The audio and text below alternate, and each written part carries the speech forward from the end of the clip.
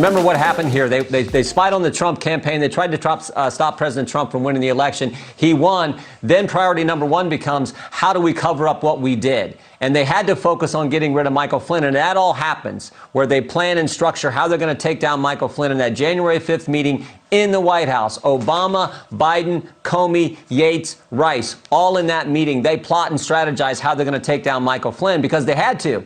Because Michael Flynn, as former defense intelligence and now as the incoming national security advisor to President Trump, was going to figure out what they did. Remember, Joe Biden brings up the Logan Act in that meeting. We have the notes that show that. The Department of Justice released handwritten notes from Peter Strzok.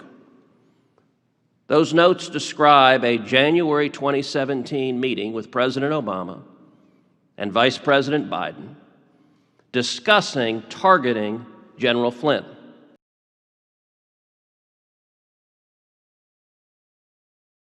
General Flynn wasn't conveying messages from President Trump. This was not some quid pro quo secret deal that we were doing with the Russians. It was Flynn doing his job. His job was to talk to the Russian ambassador, the French ambassador, the British ambassador. It was his job to make inroads and connections with foreign leaders before the Trump administration came into office. He did nothing wrong.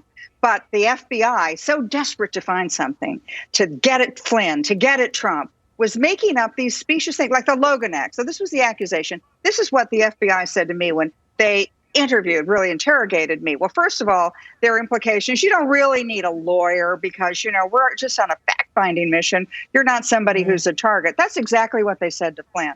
And then when they go through, they seize everybody's files. They seize Flynn's files. They seize my files. And then they take the files, like they did with General Flynn in the White House interview when the FBI agents went. They had the transcript sitting in front of him. And then they quiz him on it. And if he gets something wrong, aha, he's obviously lying. It's not just that he makes a mistake in memory or he can't quite remember every word. It's obviously a lie. It's perjury. We're going to charge him for something.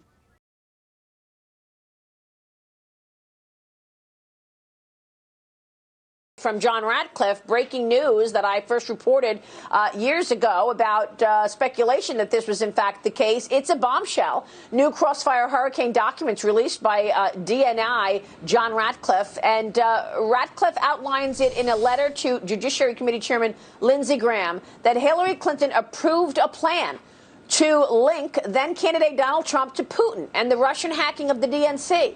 The letter says that the Obama administration was briefed on the allegations as well. And here's what it says. On September 7, 2016, U.S. intel officials forwarded an investigative referral to FBI Director Jim Comey and Deputy Assistant Counterintelligence Head Peter Strzok regarding, quote, U.S. presidential candidate Hillary Clinton's approval of a plan concerning U.S. presidential candidate Donald Trump and Russian hackers hampering U.S. elections as a means of distracting the public from her use of a private mail server. Secretary Clinton said there was nothing marked classified on her emails either sent or received. Was that true? That's not true. There were a small number of portion markings on, I think, 3 of the documents. Secretary Clinton said, I did not email any classified material to anyone on my email. There is no classified material. Was that true? There was classified material emailed. Secretary Clinton said she used just one device. Was that true?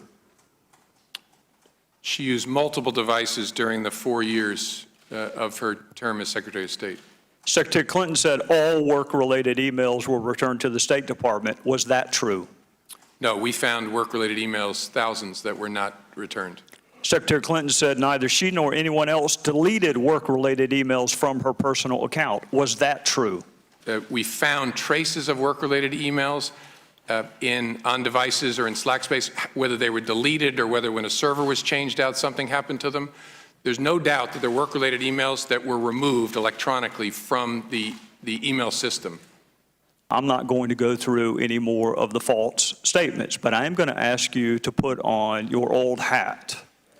False exculpatory statements, they are used for what?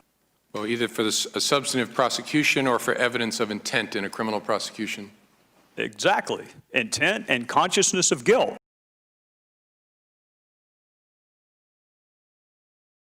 Klein-Smith pled guilty. That doesn't just happen. You got an FBI lawyer pleading guilty to falsifying a document that was used to go get the warrant so they could spy on the Trump campaign. That is significant. Graham promised viewers of this program that he would subpoena the former FBI director, along with every ex-Obama official who signed the FISA warrants used to illegally spy on Carter Page and the Trump campaign.